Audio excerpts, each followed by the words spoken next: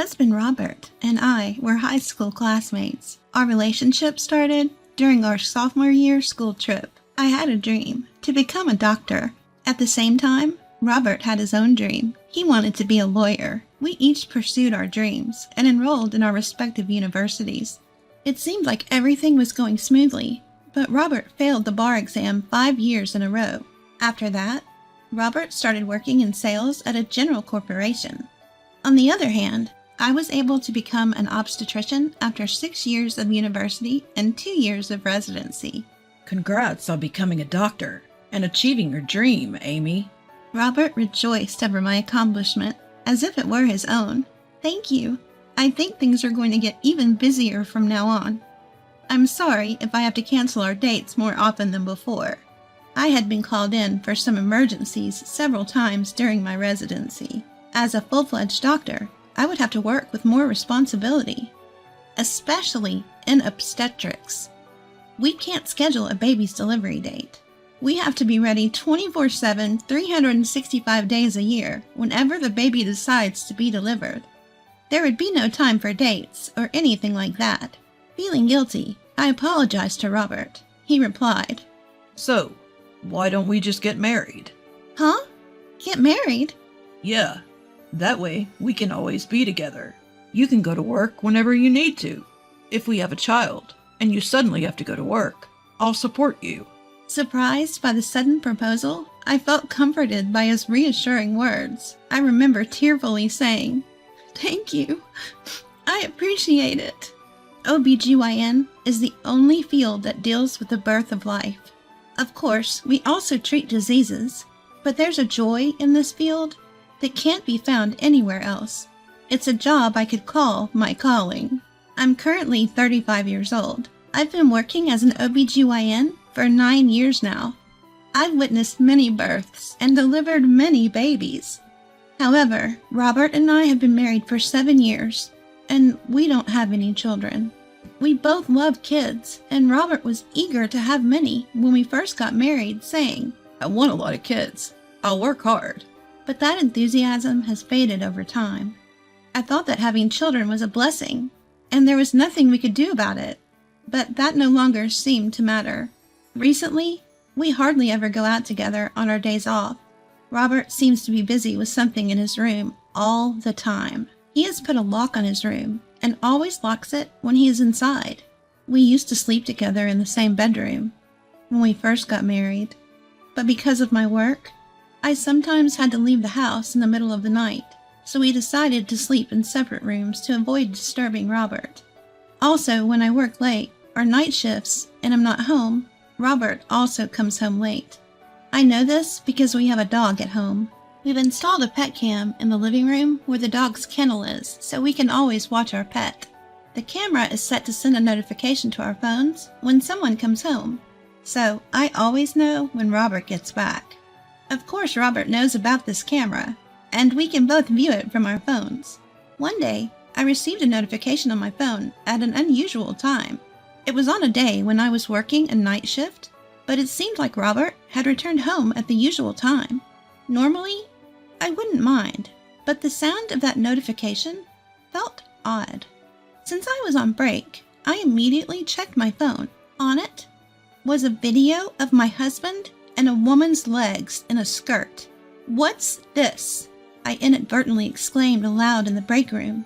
The other nurses around me asked what was wrong, but I replied with a feigned smile saying it was nothing. After that, the notifications of Robert getting home at the usual time hit more often on the days I worked night shifts. However, whenever I checked, only the woman's feet were visible. Even if I confronted him about it, I thought Robert would play dumb. So I marked the days I was on and off duty on our calendar at home. Then, on that day, I decided to wait for Robert to come home with someone. That person was my younger brother. In fact, I left my dog at my brother's place since the day after I found out about a woman coming over to my place. I felt guilty about leaving the dog alone in a house where I didn't know when Robert would bring the woman again. I waited in my brother's car for 30 minutes. Robert returned home right on time. There was a woman walking with him, her arm linked with his. Seeing this, I thought I would lose my composure, but maybe, because my much younger brother was next to me, I strangely kept my cool. I immediately started recording a video with my phone. My brother-in-law is bold. Doesn't he worry about being seen by the neighbors? My brother said after I finished filming the two who had comfortably walked into the entrance. Yeah, there must be neighbors watching. It would be strange if there weren't people watching at this time. I found myself agreeing. Looking around, it seemed it was during the rush hour when neighbors were returning home. I hadn't noticed because I worked on an irregular schedule, but I just realized that this is the general time when people return home. That night, I stayed at my brother's house, playing with my beloved dog, and then sleeping. The next day, I decided to visit a neighbor with whom I am particularly close to, and asked about Robert and the woman. It seems the neighbor also found it suspicious and had asked about it. He had apparently answered that she was his sister. The neighbors believed him, since they knew that I also had a brother who was much younger than me. Now that I also had testimony from my neighbor, I was thinking about when to propose a divorce to Robert, when one morning a familiar face appeared in the consultation room. Thank you in advance. The woman who entered with a worried voice was none other than, I believe, Robert's mistress. I was about to make a strange sound, but I held it back. I switched into work mode and said, "Congratulations! You're 8 weeks pregnant." Really? I'm so happy. Doctor, is the baby a girl or a boy? We can't tell the gender yet, but everything's going well for now. I see. I wish I could find out soon. He wants a girl. She was tenderly rubbing her belly, and even though I hadn't asked, she continued. I'm not married yet, but I'm thinking of getting him to marry me now that I'm pregnant. Is that so? I replied in a way that wouldn't upset her. Actually, he's only been divorced for 2 months. They say you can't remarry until 100 days have passed. Really? Is the father of your baby your boyfriend? At the hospital today? Yes, he's waiting for me in the car. She answered with joy. I told her that I'd like to discuss the future with him too, so she went out to call him in with a smile. 15 minutes later, after attending other patients in between, I called her back. Then, as expected, Robert walked in from behind her. Robert blurted, "Excuse me," when he caught sight of my professional smile. "What? Huh? Why is Amy here?" Saying that, he looked at the nameplate on the office wall and muttered, "No way." I work under my husband's surname, not my maiden name. Many female doctors continue to use their maiden names, but in my case, my maiden name was quite rare and difficult to pronounce. However, Robert's last name is the most common surname in the States, so he probably didn't pay much attention to it. At the hospital where I work, there happened to be no doctors with the same last name in the same department, so I only used my last name on the nameplate. Seeing Robert's disturbed look, the woman looked puzzled. "Amy, that's me, right? We came in together. Of course I'm here." I was stunned by her words.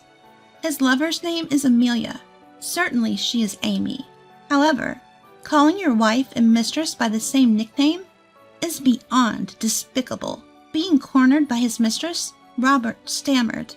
No, this is a bit... So I decided to explain for her. "Amelia, my name is Jamie. I'm also Amy." "What? Bobby, you've been cheating?" "Bobby?" I nearly burst out laughing at the reality of a 35-year-old man being called Bobby. "Huh, I see you have her call you Bobby. Did you tell her where I work?" No. I forgot that you worked here." Robert was taken aback.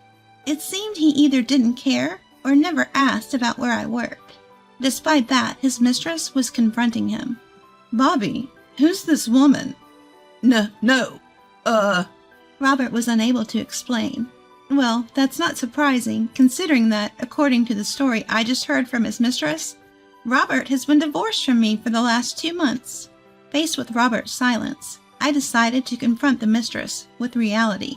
"Amelia, I am Robert's wife." "What? Robert? So you lied about getting a divorce to marry me?" That's when Robert spoke up. "That's not it. For now, just be quiet, Amy." "What are you talking about? We need to clarify this. You've been deceiving me, haven't you?" "I said be quiet." Robert seemed very flustered. Well, of course he would be. No one could remain calm while being accused by their mistress in front of their wife. When did you start seeing Robert? About a year ago. Unlike Robert, the mistress answered my question honestly. I see. So, you were aware that Robert was married when you started the relationship, correct? But Bobby said that his wife was constantly cheating and their marriage was already in ruins. Regardless, having a relationship while knowing he's married? Your act is subject to compensation. I responded with a smile on my face. But he's already divorced, right? We're not divorced. At this point, Robert tried to silence the mistress once again. However, this sparked an argument in the examination room. Several nurses noticed the argument and came into the room. Since this could interrupt subsequent consultations, I called for security to escort the two out. That night, I decided to have a discussion with the two of them at a coffee shop. I thought about some strategies and called my brother during lunch to explain the situation and ask him to join the discussion at night. After hearing the whole story, my brother asked, I know it's a weird question, but why did you guys not have any kids? Upon hearing that, I exclaimed, That's it. Thank you, little brother, and embraced my brother in a childish way, ruffling his hair. This would certainly be another blow to Robert. Stop it! My brother pushed me away, but left me with some supportive words. Let me know if there's anything I can help with. I'm not afraid of anything anymore. From here on out, I'm going to hit them with the most severe punishment. That night, as my brother and I waited for them at the coffee shop, they appeared, and the first thing they said was, You're also having an affair, aren't you? At these words, my brother spoke up. Long time no see, brother-in-law. How have you been? Huh? Brother-in-law? You don't mean? Yes, I was just a teenager when you two got married. My brother and I are 9 years apart. He's grown quite mature over the past 7 years, so I guess it's understandable that he didn't recognize him. Furthermore, my brother added, I'm here today as a witness, so please keep that in mind. Fixing Robert and his lover with a sharp gaze. Huh? A witness? Robert looked shocked. In fact, my brother had become a lawyer. Moreover, a lawyer who specializes in divorce cases. He knew about Robert's multiple bar exam failures and had been considerate not to mention it. More importantly, let's continue our conversation from earlier. Here, I brought this. I presented an envelope. Inside was a divorce paper, with my part already filled out. Fill this out. Right now. What a considerate woman, bringing the papers herself. Robert retorted, now looking rather smug, and quickly filled out the papers. Robert's lover, seemingly excited, said, Now, after 100 days, I can officially be Mrs. CEO. However, I immediately asked her, Mrs. CEO? What are you talking about? Robert said he's the CEO of a top-tier company. Robert's eyes started darting around. Yeah, that's right. I couldn't stop laughing. Seeing me doubled over in laughter, Robert's lover looked perplexed. What's so funny? Oh, I'm sorry. Who did you say is a CEO? Robert's just an ordinary office worker. And the house? It's under my name. Also, there's no waiting period for men to get remarried after getting a divorce. Upon hearing this, Robert's lover was livid. What? Robert, how many times were you gonna deceive me? I've had enough. I thought you loved me. Well, I thought you were rich and had a big house. Otherwise, why would I fall for an old man like you? Seeing the two bicker, my brother and I couldn't help but crack a smile. Now it's time to send my husband further into the abyss. I swiftly handed Robert some documents. What's this now? Robert took it bluntly, tearing open the envelope. Upon seeing the contents, his face turned as pale as a sheet. What is this? Do you remember when we had trouble conceiving and had ourselves checked? This is the result from back then. I didn't mention it because I knew you had some ego. Is this mine? Yes. It seems you can't have children. So who's the father of the child inside her, I wonder? I presented him with the test results we had done years ago. According to the results, Robert was infertile. I had not mentioned it to him since I'd come to realize that even without children, we could still be happy together. Upon hearing the news, the other woman didn't consider her surroundings and began to make a scene. I didn't know you were infertile. Wait, so it's not my kid? Maybe the test results are fake. Robert's lover hit and snapped at him. If you're seedless, it's someone else's. I didn't know who the father was, so I was planning to marry you because you earned the most. Hearing that, both my brother and I were left speechless. The two of them kept arguing, so we tried to calm them down, worried they disturbed the other customers. But they were unstoppable. My brother, as a lawyer, began to explain to them. He said I would be demanding compensation from both Robert and his mistress. The two of them cried. We don't have any money. But that wasn't my problem.